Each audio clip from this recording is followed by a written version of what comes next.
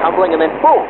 Left foot in the bowler, right foot in the pork pie, arms sweeping in big, wide, panic circles as he slides through the shopping arcade, and then whammo! Into the stall of the girl he's sweet on. A sombrero falls on his head, floppy brim dripping down, and she lifts it up to give him a big smackaroo. The end. Classic Harry Hatfoot. They sure don't make him like they used to. One of the great vaudevillians of the silent screen. I did catch his last picture from a couple years back, the Hat Merchant of Venice. Well, I don't know what it is, but hat-footing it just doesn't work in the talkies. But say, if you're a fan of movies of the mind that happen to be all audio all the time, well, you are in the right place, friend. Here on WIS, we're known for genre-bending audio dramas such as our beloved and betentacled horror comedy, The Call of Cthulhu Mystery Program. It's returning next month, September 14th, with an all-new story called Night at Howling House. But in the meantime, to keep your hungry mind well-fed during these trying times, we're sharing a smorgasbord of our favorite podcasts in an event we call Podfriends Month. You've heard history come to life in 1972. You've heard the strange tale of an interdimensional greasy spoon in Midnight Burger. And now, we are... Just a moment, folks. Have you talked about Arden yet? No, I was just about to. Great. I'm coming in. Miss Blackard, we're live. It's fine. Folks love stuff like this. Hello, Radio Land. Well, I'm surprised and honored to have with us in the studio Catherine Blackard, showrunner of... Careful. Please, I know how this works. The Call of Cthulhu Mystery Program. It's a pleasure to be back. We're really excited about the new series of Mystery Program and the simultaneous crowdfunding for our next series, which you can get more info on at cthulhumystery.com/crowdfund.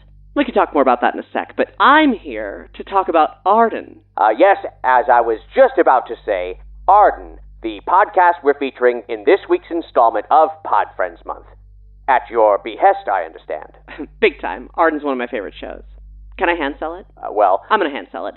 So, if you love the Call of Cthulhu Mystery Program, you will love Arden. I know this because I write Mystery Program, and as soon as I heard Arden, well, I was into it, so I'm pretty sure you folks will be into it too. What a glowing endorsement. Sorry to cut you off. I'm not remotely done. I mean, I've got to qualify my statements, right? Of course. Cthulhu and Arden are super different shows, and yet they have a lot of shared energy. You know, like mysteries that are funny, while also being terrifying, tragic, and heartrending. We both have good taste in music, powerful lesbian couples, fake commercials for fake products. Wait, what? Like attracts like. You know what I'm talking about. Am I gay? Am I gay for podcasts? Anyhow, that's an abstract overview. Here's another slice of the pie. I'd compare Arden to BoJack Horseman. But instead of being a zany comedy anthropomorphic animated series with big sad feelings that parodies basically all of Hollywood, Arden is a zany comedy audio drama with big sad feelings that parodies true crime podcasts and podcasting at large. I don't remotely understand a word you just said. Cool it, Daddy-O. Your great-grandkids are going to love it. Now, maybe you're a fan of true crime podcasts, and if so, I think you'll dig Arden. But me? I'm not a fan of true crime podcasts at all. To the extent that I don't even like the idea of them, and I've never listened to one before. But I love Arden. It's got something for everyone. It's Shakespearean like that. And look, if none of that's done it for you, ultimately, Arden is a show about two women solving cold cases together and trying to not fall in love with each other. There's 2 seasons available now, and a 3rd season coming next year. Oh, and some actors you may recognize from Mystery Program are in Season 2 of Arden. There's Caleb Del Rio, who plays Percy Gomez de Castellano in our live series, The Cracked and Crooked Manse, and Sarah Werner of Girl in Space, who's my co-star in the new Cthulhu series that we're about to start crowdfunding. Why, that sounds like a perfect segue to offer some further updates regarding WIS's own Call of Cthulhu Mystery Program. Indubitably, my good man, and thank you for bringing it up. Obviously, we're super excited for the show to come back with our new series, Night at Howling House, on September 14th. I dare say it's our darkest story yet, so brace yourselves, because we happen to tackle some heavy stuff in our campy, funny horror show. Like I mentioned, though, in tandem to that new series coming out, we're also crowdfunding our next series. It's called The Case of the Penumbral Gate, and it's about two down-on-their-luck Bureau of Investigation agents working a case in Arkham. And, well, we all know how that goes. Cosmic horror. Yes, sirree, and lots of it.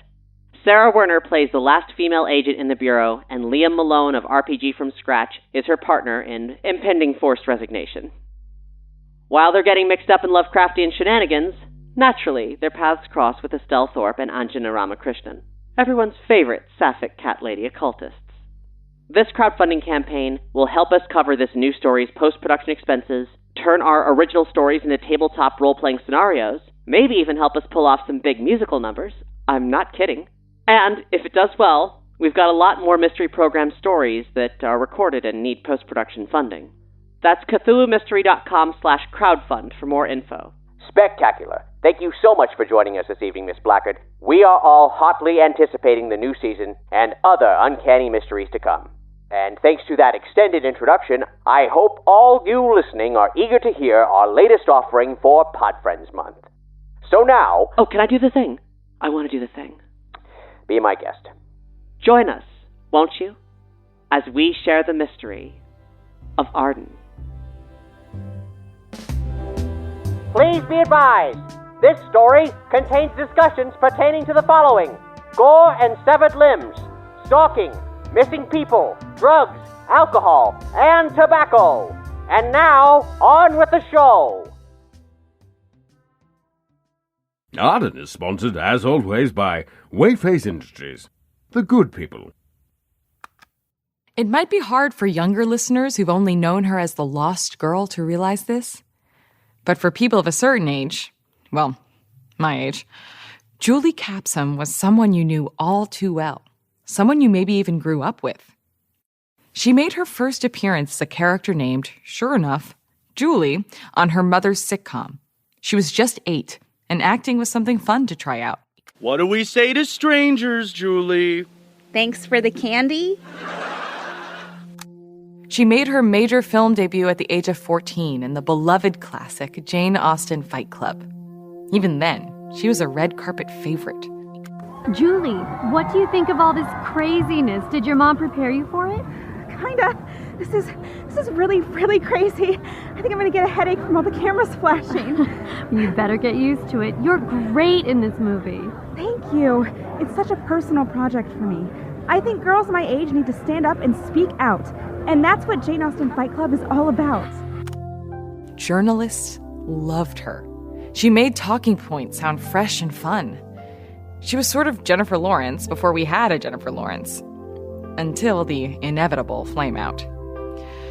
Julie's father, Robert Capsum, sponsored one of those parental watchdog organizations with the money from his Epsom salt billions. Her mother, Kathleen Weir Capsum, was a spokeswoman for it. In between Emmy nominations for her We're Such a Happy Family sitcom. But Julie, the older she got, she just seemed to realize how much of it was based on pretty lies. And she thought that was really, really funny. I don't think the crap they're pushing is normal at all. It's not about decency. It's about conformity and control. Like, what if everybody could be exactly the same, you know? Yeah! You know I'm right! So we should all be partying every night, like... Come on, Kyle. You know that's an exaggeration. But so what if I was? What if all I did was drink and smoke weed and have sex? We should do what makes us happy. We have too much pent-up repressed... She partied. She drank. Drugs, sex. Every rumor you could think of attached itself to her, while her parents expressed deep concern in the press. She was famous for being famous, and she knew it and winked at it. Jane Austen Fight Club kind of blew up, and pretty soon it seemed like she was our next big star. And then came December 25th, 2007. It was just me that night at 7:30 The Wave, Eureka.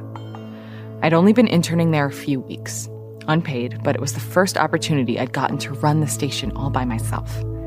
I just wanted to see if I could do it. I figured it'll be a quiet night. I'll play some Bing Crosby, get in some practice with the equipment. What could happen on Christmas night? Well, the most famous teen in America can vanish. I won't deny, it was thrilling. Taking statements from the police, rousing my station manager, and being the first in the nation to break a story that would dominate the news for weeks. Julie Capsom's car had been found abandoned on the side of the road after it had crashed into a tree in rural Humboldt County, California. There was no sign of her. And then we started getting details of what precisely the police had found on the scene, and what one eyewitness who saw a frantic Julie pacing beside her crashed car had told them. That's when things got weird. And we haven't even gotten to the torso yet. I can promise you, we'll definitely get to the torso.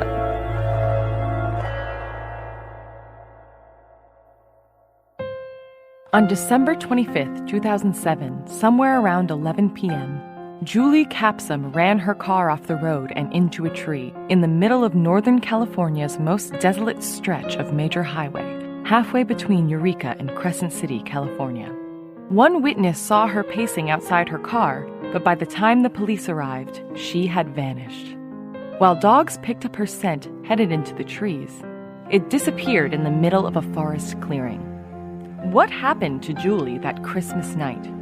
How could someone that well-known vanish in the United States in the 2000s? And why has this case haunted us ever since? Each week, we'll explore a different part of the story and see if we can't untangle this web and find the answers. Join us, won't you, as we unravel the mystery on Arden.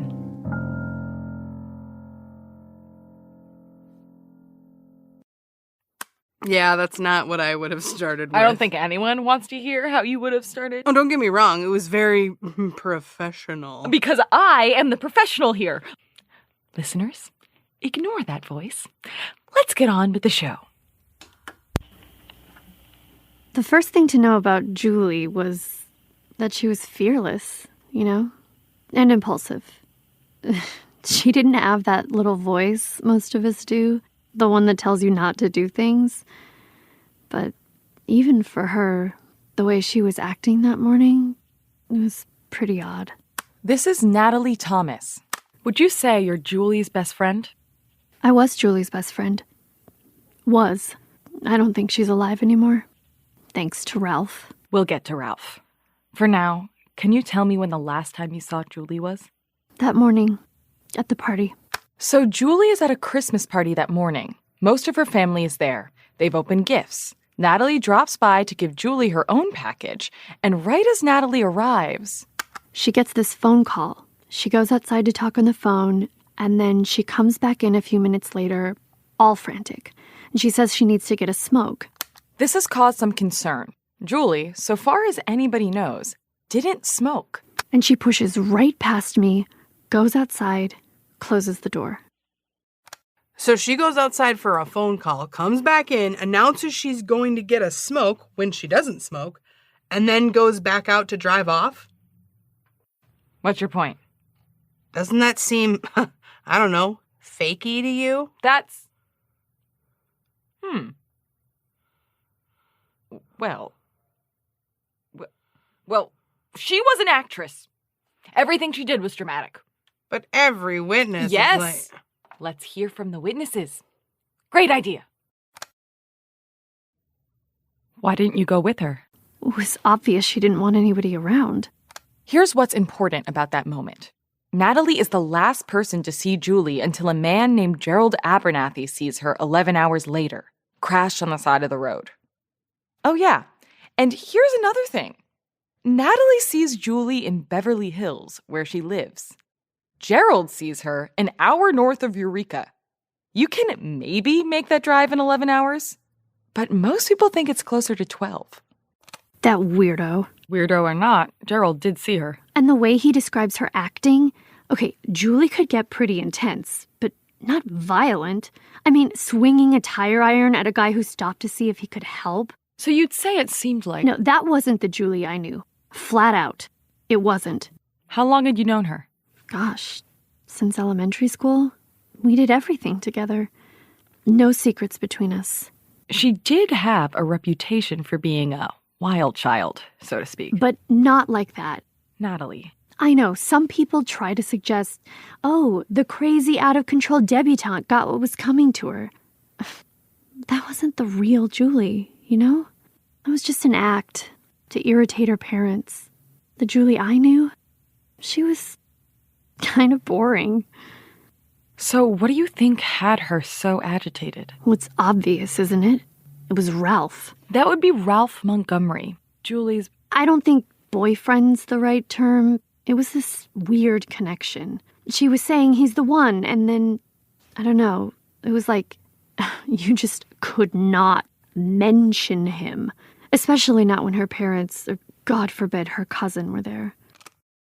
Ralph was a scholarship kid. By all accounts, he came from a happy family.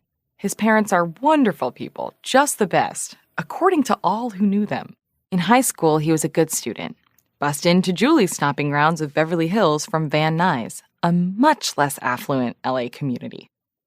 But he was a science whiz and a solid football player. The school was only too happy to cover his tuition. He received a full-ride scholarship to UCLA with an eye towards Stanford for a master's and a doctorate. He was the first kid in his family to go to college. And then... So he meets Julie at a Halloween party. And that was that. Maybe he was a promising kid at one time, but he killed her. It's obvious that's what happened. I don't care what the police say. Natalie, how could Ralph kill Julie if when she vanished he was already a dismembered torso in the trunk of her car? So that would be Brenda Bentley. She was one of the first cops on the scene in 2007, a first-year officer who'd drawn the short straw and had to work the holiday shift. Her mishandling of key evidence led to her eventual departure from the police force. She now works as a private investigator and is one of the leaders of a prominent online community dedicated to solving Julie's disappearance. Why did you say that? Say what? Mishandling of key evidence? It's untrue, and it's very rude. And frankly, damages your credibility. Mine? I was being honest with the listeners. Yeah, you're so hard up that you would have the gal who mishandles evidence on your show? In the interest of truth, the listeners should also know that Brenda believes that aliens kidnapped Julie. That's my favorite theory. I don't believe it. You sure did for a while. But not anymore. Aliens! You can't win an argument by just shouting aliens. I can if we're having an argument based in reality. Reality's boring. So are aliens. But that didn't stop you from going all in on this theory over the years. I only brought up aliens once. Once. And you're going to use it against me for... Let's look at your threads on the Julie Capsum subreddit, shall we? Featuring such classics as Greys versus Greens. Which species is more likely to have taken Julie? Greys. Consensus was Greys. Stargates in NorCal? Did Julie fall into one? Saw an alien at the farmer's market. Same that took Julie? Alien clues in Julie Capsum film Skyless? And my personal favorite. Is Santa Claus an alien? Don't tell me you haven't thought about it. Traveling all around the world in one night clearly indicates advanced technology. Otherwise, it makes no sense. The world makes no sense, Ms. Bentley, or if it did, it wouldn't have saddled me with you. But what really makes no sense? Aliens. What a great way to lead in and tell them the good news. I am pleased to announce that Ms. Bentley will be joining Arden as my co-host by popular demand of our corporate overlords. I popped. More like your billionaire meal ticket of a boss heard the recordings, panicked that you damaged the sterling brand of Arden Detective Agency. Don't say anything bad about Andy Wayface or Wayface Industries. They're the good people. Listeners, it's important for you to know that none of this was my idea. My station manager, Pamela Pink, and I were going to do a thoughtful, serious program on the legacy of this case. And then... Andy bought the station. Andy Wayface. Eccentric billionaire. It's on his business cards. Seriously. Andy Wayface bought my perfect independent station, a vital local voice in the Los Angeles community, a station awarded with... I'm also honored to announce that we are now a wholly owned subsidiary of Wayface Industries. Say it. I'm not going to. Say who we are, Casely. You and me. Co-workers. We're the good people. You're new. You don't know it yet. But anyway, tell them the best part. No. Come on! As a responsible journalist, I refuse to make misleading promises. Since you are not a responsible journalist, however, by all means, Ms. Bentley, go ahead. Be my guest. We're going to figure out what happened to Julie. Despite the fact that you have spectacularly failed at doing that for 10 years. Everything I do is spectacular, and your pitch was boring. Boring? A thoughtful, serious program on the legacy of the case. Pfft. It's an important, multifaceted... That's not what people want to hear. They want excitement, action, suspense. They want results. You and I, Casely, we're going to give it to them. We're going to solve this case, and it's only going to take us 12 episodes. It's not only going to take us 12 episodes. We've only budgeted for 12 episodes. It's a ticking clock! Now that we've handled that business, some of you listeners may not be as familiar with the facts. For a refresher on that, let's transition over to the initial interview with Ms. Bentley, where we discuss her actual discovery of the crime scene. The interview that... Yes, the interview that got you the job. Oh, good. Listeners, you finally get to hear about the torso. Can I go over some of the details with you? Of course. So, Gerald Abernathy, he sees Julie outside her car, offers help. She swings a tire iron at him. Gerald, needless to say, leaves well enough alone, though he promises to call the cops once he gets somewhere with a working phone. That takes him a half hour. Then, it takes the police an hour to get to the crash site. By then, Julie's gone. Lots of people don't buy what Gerald said, but we know that he saw her because he independently described what she was wearing, something that was corroborated by friends and family who saw her earlier that day. But I see why people are skeptical. Doesn't Gerald think Julie was abducted by the mighty skunk ape? Bigfoot? He insists they're different. What? It's a theory. Is that the kind of thing you tell your clients as a private investigator? Private eye. I've always preferred that. Or private dick. I'm going to stick with investigator. Suit yourself. Gerald's theory makes about as much sense as anything anybody else came up with. Julie Capsum might as well have been hauled into some hole in the woods by Bigfoot's second cousin for as much as we've been able to find on her. So, Julie Capsum, heiress, beloved daughter, best friend, leaves a Christmas party. She gets in a car. She drives like a bat out of hell for 11 hours. She crashes her car into a tree. She meets Gerald Abernathy, and then... Your guess is as good as mine. You brought in dogs. We're not incompetents. Unlike what certain big city press would later say. What did they find? The woods are thick around here, so it's hard to move through them, especially when the weather's so bad. But we caught up quickly enough to have a good scent. And the dogs knew what they were doing. They brought you to the clearing, right? And now, it's coming up on dawn, and we're freezing our asses off, and we're hoping to just find her. Not a body, hopefully, but the dogs are getting all excited and just poof. Nothing. It's like she gets to the middle of this clearing and turns into a ghost. The dogs lose the scent. Police go around to various vacation homes in the area the next morning, but nobody's staying in them. No one other than Gerald comes forward having seen a girl pacing near her crashed car. Meanwhile, we open the trunk. What's in the trunk continues to puzzle just about everybody who looks into this case. First thing you notice is blood everywhere.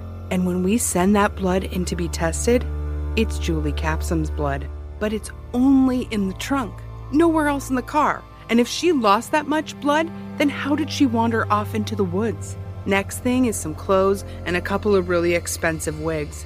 Prevailing theory on those is that Julie was really involved in her college drama department. Then, a gigantic can of gasoline, about half full. We later saw footage of her filling it when she stopped in Garberville. But you know how I said blood was the first thing you notice? I lied. For dramatic effect, I assume. You got it, Casely. Gotta build up the drama. So, what else was in the trunk? Right. The first thing you notice, because it's absolutely what the f*** is the human torso. And to emphasize for the listeners, there's a full human torso in the trunk. No arms, no head. No legs, no other stuff. Is that why you were never able to definitively identify the torso as Ralph Montgomery? The DNA testing was inconclusive somehow, but he had a distinctive tattoo on his left shoulder, and his mother identified it. A mother knows these things, don't you think? Suppose so. You don't have kids of your own? Hardly appropriate. No ring? That's not relevant to... Let's get back to the skunk ape. You're stopping it there. That was the interview. But And now, a word from our sponsor. I love socks. In fact, I don't know where I'd be without them. But there are some mornings when I just don't want to wear the same pair of socks as I did the day before. And on those mornings, Sockety-Doo-Dah is my #1 source for unbelievably warm, undeniably cozy, unspeakably bespoke socks. For a very reasonable fee, Sockety-Doo-Dah will send you a box of 30 socks every month, all crafted specifically to your sock profile. What's your sock profile? Step in Sockety-Doo-Dah's patented sculpting gel and take one of their fleet of insightful and amusing personality tests, and you'll be matched up with socks that are just for you in no time at all. Why, my friends and I have sock parties each month when we bring our boxes over to each other's houses and try on socks. People are supposed to believe that I do this. Who doesn't love a sock party? Sockety-Doo-Dah. Never be sockless again. Sockety-Doo-Dah, a product of Wayface Industries. The good people.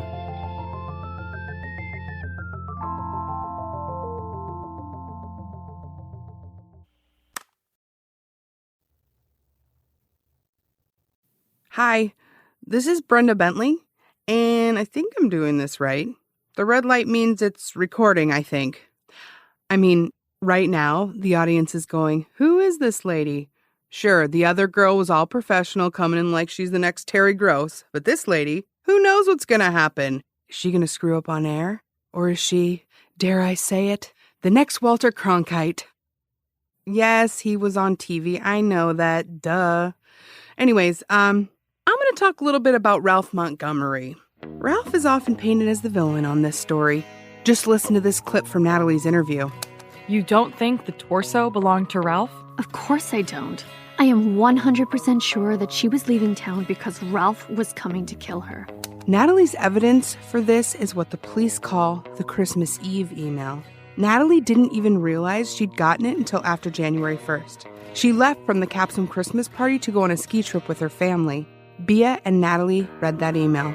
Nats, oh God, I screwed up, and Ralph knows. He was yelling at me on the phone, saying that I'd better not ever try to talk to him again. It was all a misunderstanding. You know how much I care about him, but I don't think he'll ever want to see me again. Help. Do you know what they fought about? No clue.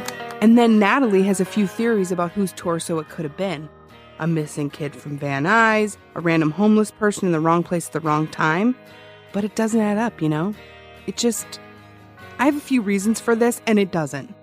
Unlike Julie, the beloved and storied paparazzi favorite on every red carpet at every Met Gala since she was 5, there's not a lot of extant video or audio of Ralph. I keep thinking I'll find a recording, but, it was 2007. We weren't recording everything we did yet. If I find one, I'll let you know. Be cool to hear my man's voice again. That's Vince Volio. Vince is one of Ralph's oldest friends, and one of the only ones who knew him who's still willing to talk to the press. Ralph was all but convicted within 2 days of the story breaking. The Capsums had their press people out like a fucking army, and everyone just went along with blaming him. But it doesn't add up. For one thing, Ralph goes missing 2 days before Julie does. The last time I saw him, we were at the diner for a late-night snack, and, things just seemed normal. Normal? Yeah, it was me, him, and Mark, and we were just sitting there eating chicken fingers and mozzarella sticks, and God, I don't even remember what we talked about. Probably the Lakers or what we thought was going to happen on Heroes. Shit like that, and within a year, both of them were gone. That's Mark Bolt, right? Yes, victim of the curse, Mark Bolt. We'll get to Mark later. Not on this episode, unless you don't let episodes run for like 2 hours, right? I'm getting a no on that. So Ralph leaves his friends that night. But he doesn't go back home. He goes to a nearby ATM, takes out all the money he has, and then nothing. It's just like he evaporated until we find the torso. But Ralph has another problem that turns up as soon as the police start seriously looking at him. Ralph dealt a little weed, yeah, it was a good way to make money. All these rich white kids he was hanging with now needed a connect. As soon as that got out there, well, you can practically smell the missing Capsum boyfriend no angel headlines, can't you? Combine that with the superb PR effort on the part of the Capsums, and there you have it. So no matter what his true fate was, for the next 10 years, Ralph Montgomery is drawn and quartered for the crime of viciously kidnapping and murdering Julie Capsum. In addition to, possibly being actually drawn and quartered. They don't know how he did it, but he did it. The narrative practically writes itself. And yet the thing that's fascinating about Julie's disappearance is that no theory explains everything. Ralph is considered a person of interest, except he's also officially listed as deceased. Because if the body in the trunk isn't Ralph, then who is it? Every question you ask opens up even more questions. And once you examine those questions, you start circling back to other theories entirely. But what we do know is that a boy loved a girl, something went wrong, and she fled. And when she disappeared, she left far more questions than answers. But look, no matter what Casely says about me, no matter how much she thinks I suck at police stuff, one thing is true. Nobody came closer to solving this case than I did, and that's why I was kicked off the force. Let's go back to that original interview. That's not how I remember it at all. Nobody ever wanted to listen to me, not even you. And that's the real tragedy of Julie Capsum. Everybody got so wrapped up in the salaciousness of this case, they couldn't see what was staring them right in the face. You talk like you know some piece of evidence that's going to blow this wide open. Maybe I do. Well? Why would I tell you? As I recall, you called me a dim-witted public functionary the last go-round. That wasn't what I called you. Yes, but it was a much more polite version of it. Dim-witted public functionary? Did I talk like some prim 1910 society heiress? Did your monocle fall off when I called you? Oh, dear heavens, a dim-witted public functionary. Did you get, gasp, a touch of the vapors? Words hurt, Casely. Words hurt. Just tell me what you know. Let me help you. Help with what? Investigate. This isn't an investigation. It's journalism. Something you wouldn't know the slightest thing about. Just let me tag along. I'll be my winning self, and you can be the smart one, and we'll have some laughs. Why would I possibly want to do that? Do you remember what happened the last time we talked? Was that the time I threatened to sue you for libel? The time after that. Oh, the date with your friend? If you think I'm going to work with a vile, contemptuous son of a bitch who believes in aliens... Now, the aliens thing has been greatly overstated. And dates my best friend who's basically my sister just to get my dander up. Patty and I had a real connection. Well, you've got another think coming. You know, I think it's you got another thing coming. Just tell me what your evidence is. And it's think. That makes sense. Thing doesn't make any sense in context. You've got another think coming? Who talks like that? A 1910 society heiress. It's verbal dexterity. It's something you wouldn't understand if it... Nice to see you still get worked up over the stupidest shit. And it's thing. Most people say thing. Just admit you lost. Think. I'll tell you what I know if you admit it's thing. Ooh, I can see the little wheels turning. Can I cut this out of my show? Can I make myself look like the hero? And I don't blame you. But you'd still know you were wrong. And that is one thing Bea Casely cannot do.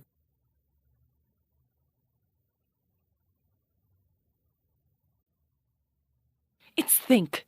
I'm sorry, but it's think. It's all good, Casely. So now you can see what I mean, right? Deep down, Bea Casely thinks she can solve this, but only because she's building off the hard work I put into this case 10 years ago and have continued to put into it in the years since. I'm not going to let some snotty reporter fly into my city and solve my case. No way, no how. I know what you're thinking. You're already saying, oh, well, we already know Bea. We like Bea. We trust Bea. She's got a smooth radio voice. Well, I'll tell you this. Bea Casely is bad news. When she found out about Hattie and I, oh boy. She's outside right now. She looks mad. And she's talking to the station manager, Pamela. I don't know what she's saying, honestly. For all I know, she could be saying anything. What if she's just saying my name over and over again? God, that would be terrifying. Brenda Bentley. Brenda Bentley. Brenda Bentley. Brenda Bentley. Oh, my parents are bad people. Why is my name so scary? Oh, God. What the are you doing? Unlike you, I'm not repeating my name over and over again. What? I don't know. I'm just trying to get the truth on record. So the audience will trust you over me? I heard what you were saying about the case in there. I thought this was soundproof. You were broadcasting on the station speakers. Oh. Yeah. Oh. I think you had an extra O in your O there. How dare you? Are we still broadcasting? I want them to hear this. You get me? I want everybody to hear this. I want Andy Wayface to hear this in his golden tower. It's platinum, not I golden. don't care if it's unobtainium. You think you can waltz in here on the back of some billionaire's whims, totally unqualified for the job, and take over my show to broadcast your lunacy? You think aliens did it? Quit reducing me to one stupid thing I told you over drinks 10 years ago. Aliens did not take them. I don't know what happened, but Julie's alive. What? You heard me. Julie's alive. Do you know this? I believe it. I have to believe it. That's a great way of assuaging your guilt. It's always been this way. Ever since we met 10 years ago, always sniping at me. You never know when to leave anything alone. Which is why I'm a good journalist. Someone who could have found Julie if you hadn't. Why do you care? Other than the fact that I don't think anybody should completely vanish from the face of the earth. Do you know who the last person to interview Julie Capsum was? Jay Leno? Me. No way. Really? The last thing I ever wrote for my college newspaper before I graduated. The last interview she gave before going radio silent for her fall semester. I still have that tape. Are you gonna play it? You know me too well. Do you think you're defined by what people want to see? Like Hollywood, right? That's all about trying to turn you into a product? I don't know. I keep thinking I'm going to find a place there. Like, I'll find my people, right? My mom did. I don't know why I can't. They've got to be around. There's this theory I read about in Us Weekly that you try on personas. That's all the time we have, Miss Casely. Just one more. Why didn't you tell me any of that? Because you'd start pulling apart that interview looking for clues. I didn't know Julie, but I got it. We were just dumb kids trying to make sense of the world around us. But I'm still here. And she's not. And that's not some conspiracy theory for you to play with. You think it doesn't break my heart that I couldn't find those kids? You think I don't see the bloody trunk when I close my eyes at night? Yes, I failed. But I think you and I, if we work together, we'll find them. We can find her, Bea. We can find both of them. You want to know what happened to Julie Capsum? So do I. I've got all the information. You're the one who won't get distracted by thoughts of transdimensional beings. Great. Make the responsible one the killjoy. Let the record state you called yourself a killjoy long before I did. You think we're going to be able to be in the same room for 20 minutes without wanting to add another death to the Capsum case curse? Well, if the feeling's mutual, call it a mutual feeling. I'm not going to be able to. 2534 Fortuna Drive. What? I said 2534 Fortuna Drive. And? You know what that is. I know you know what that is. It was the cabin nearby they found unlocked. Buried way back in the woods, hard to find unless you knew where to look. Right, which is why the owner so often left it unlocked. Listen to yourself, Bea. Do you really believe that? He would leave it empty for month after month? Why would he leave it unlocked? You know what that part of the northern coast has more than anywhere else in California? Incompetent policemen? Tweakers. Tweakers? Real serious problem up there. Tweakers. Spent most of my time as a cop rousting them. And if there's one thing I know about tweakers, is that they'll try every door until they find one open. Even if it's back in the middle of the woods, just to have somewhere warm to light up. So you're saying it wasn't left unlocked? Nope. Julie was there? Nope. Then what are you... But somebody was. How do you know? Because at 11:17 on Christmas night, somebody picked up that landline in the cabin and made a phone call to a burner cell phone, it looks like. That cabin overlooks the road. Yep. And whoever was waiting for Julie was right there, watching her, waiting for her to drive by. What if she didn't crash accidentally? What if she was pushed? Now you're catching on. I can't believe I'm about to say this, but... Yeah? Maybe there's a story here. So you're in? That's the deal? Mm-hmm. You realize they're going to use all of this audio we just recorded, right? Seriously? Our editors are wonderful people. Just the best. I think that's a good place to stop. So we really have to name the show Arden? After my detective agency? Yeah. Why is it called Arden? Would I know you better? God, you're obnoxious. Obnoxious. I prefer mysterious. It can be two things. On the next episode of Arden, we investigate the new evidence of a mysterious phone call. Could have hyped it more. The new evidence of a mysterious phone call. You don't need to do that. Dun, dun, dun. We have sound editors that could add that back in. Please teach me how to do that. Absolutely not. Come on. You be quiet now. This episode of Arden has been brought to you by Wayface Industries. Are you a good person? Then you should work for Wayface Industries. Because we're the good people. Wayface Industries. The good people.